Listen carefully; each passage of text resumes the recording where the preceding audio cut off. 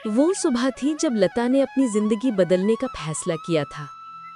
4 महीने की शादीशुदा जिंदगी ने उसे वो सब सिखा दिया था जो किसी को नहीं सीखना चाहिए। खामोशी से अपमान सहना, अपनी खुशियों को दफन करना और अपने सपनों को मार देना। लेकिन उस दिन कुछ अलग था। उस दिन वो टूटने के बजाय जागी थी। किचन से कॉफी लेकर निकली सास रेखा जी ने जैसे ही लता को देखा तो शुरू हो गई। जब सारा काम हमें ही करना है तो तुम्हारा क्या काम है यहाँ? तुम्हें पता नहीं है कि हमें सुबह उठते ही कॉफी पीने की आदत है? लता ने हमेशा की तरह सफाई देने की कोशिश की। मांझी मैं आ ही रही थी, लेकिन रवि को जल्दी ऑफिस जाना था। उनके कपड़े प्रेस करने में टाइम लग गया। सास ने व्यंग से कहा, बस हर बात में बहाना पहले ही तैयार रहता है। ये लता की रोज की सुबह थी। शादी के बाद 4 महीनों में उसकी जिंदगी एक जेल बन चुकी थी। कहीं जाना हो तो परमिशन, कोई गलती हो तो पनिशमेंट। सास, ससुर और पति तीनों एक सुर में उसके खिलाफ खड़े रहते थे। कभी कभी तो मन करता कि भागकर पिता के घर चली जाए, लेकिन वो हार्ट पेशेंट थे। उन्हें ये सब पता चला तो न जाने क्या हो जाए। यही सोचकर वो सब कुछ बर्दाश्त करती रहती थी। उस दिन भी लता ने जल्दी जल्दी सबका नाश्ता बनाया और रवि को टिफिन पैक करके दे रही थी। तभी रवि चिल्लाया, लता क्या कर रही हो? इतना टाइम नहीं है मेरे पास। कार चला के नहीं जाना है? मेट्रो में कितना समय लगता है तुम्हें पता है? जरा सा लेट पहुंचो तो ऑफिस में सुनना पड़ता है। रवि की हर बात लता के पिता की ओर इशारा करती थी, क्योंकि उन्होंने कार नहीं दी थी। लेकिन लता अब सब समझने लगी थी कि जिसे उसके पिता ने जीवन साथी चुना था वो सिर्फ पैसों का लालची था। शाम को घर में एक और तूफान उठा। रवि ने अपने पिता से कहा, अब मुझसे नौकरी नहीं होती। वो आपके पुराने दोस्त शर्मा जी मोटर पार्ट बनाते, मैं चाहता हूं कि उसकी सप्लाई शुरू करूं। मुकुल जी ने चिंता जताई, लेकिन बेटा उसके लिए तो कम से कम 10 लाख रुपए चाहिए होंगे, वो कहां से आएंगे? तभी लता चाय लेकर आई। रवि ने बेशर्मी से कहा, लता तुम अपने पापा से कुछ पैसे उधार ला सकती हो? बस लता का सब्र जवाब दे चुका था।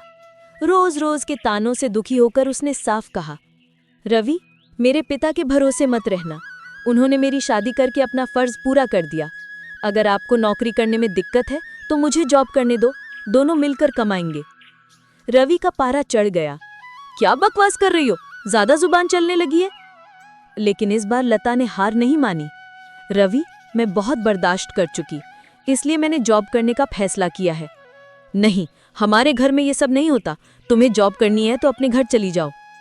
लता ने शांति से कहा, मुझे पता था आप यही कहेंगे। मैंने वकील से बात कर ली है, मैं जल्द ही तलाक ले लूंगी। ये सुनकर रवि और उसके पिता के हाथ पांव फूल गए।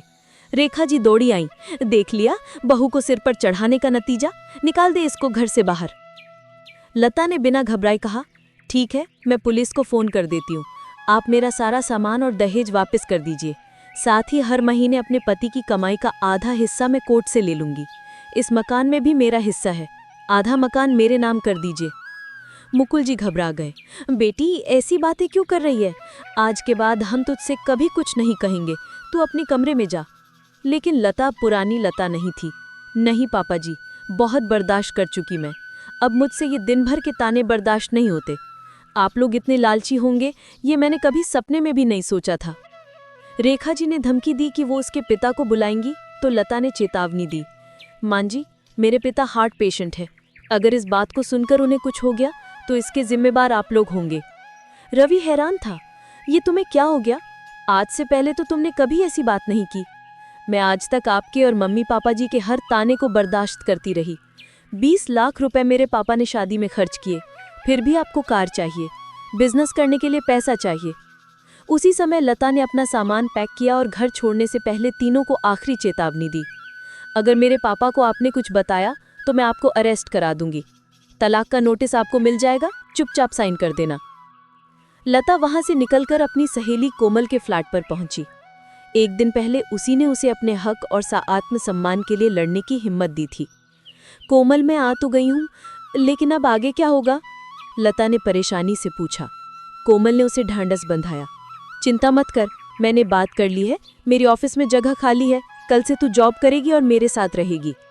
1 महीने बाद जब लता की जिंदगी थोड़ी स्थिर हो गई तब वो अपने पिता के पास गई और सारी बात बताई। बेटा, तूने मुझे क्यों नहीं बताया? पिता की आंखों में दर्द था। लता ने उनका हाथ पकड़ा। पापा, आपने मेरे लिए बहुत कुछ किया है, अब मैं आपको परेशान नहीं करना चाहती थी।